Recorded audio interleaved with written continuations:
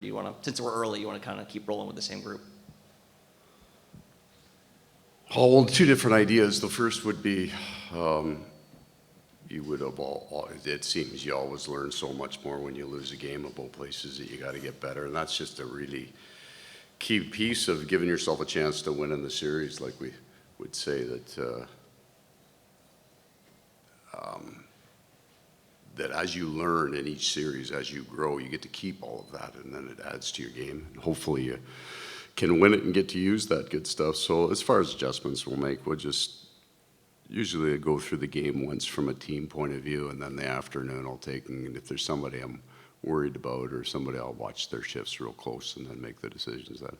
Then there's always the health stuff.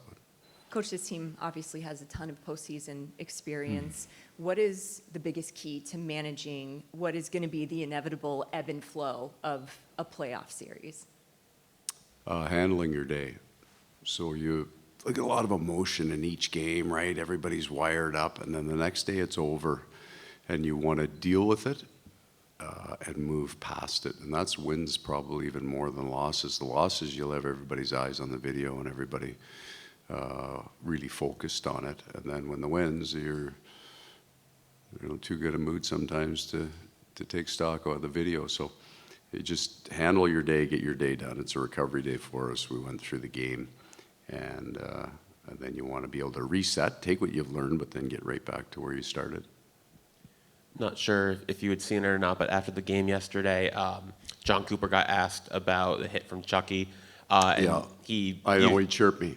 Yeah. I saw it. I'm at home watching the Senators game, and he chirped me, right?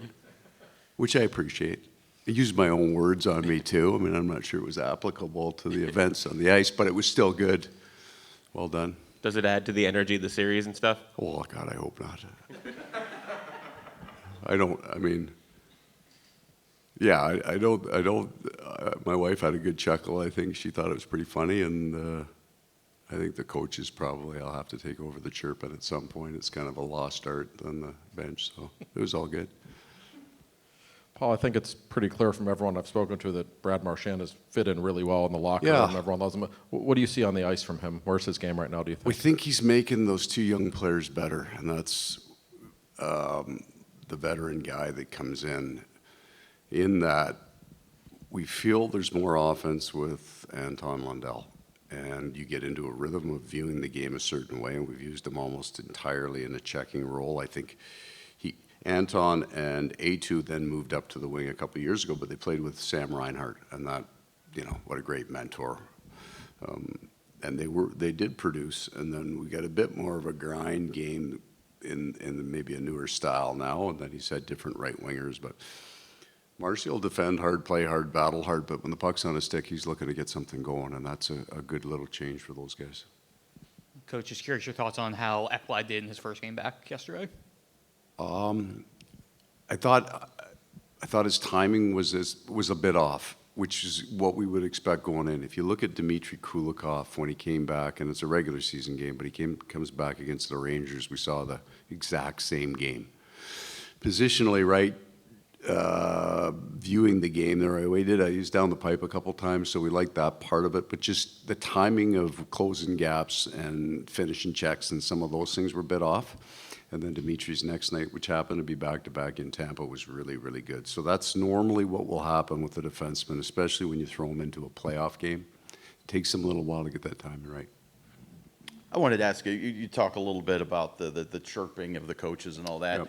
With these two teams as close as they are and as well as you know each other, it seems like just little adjustments are going to make a difference. Is that an interesting way to as a coach going into a series where it's just going to be one thing here, one thing there that could make a difference?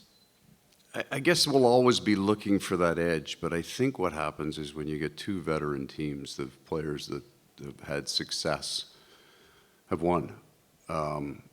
It'll always be the players that'll decide it'll be a puck on a stick, a puck off a stick, a broken play. It's tight. Like we put up 6 in the first game, but it got away in a short period of time. The first period might have been the best period so far, like in terms of being even and hard.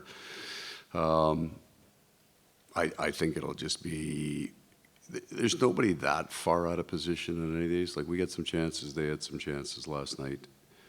It'll just be the execution of what are very, very elite players.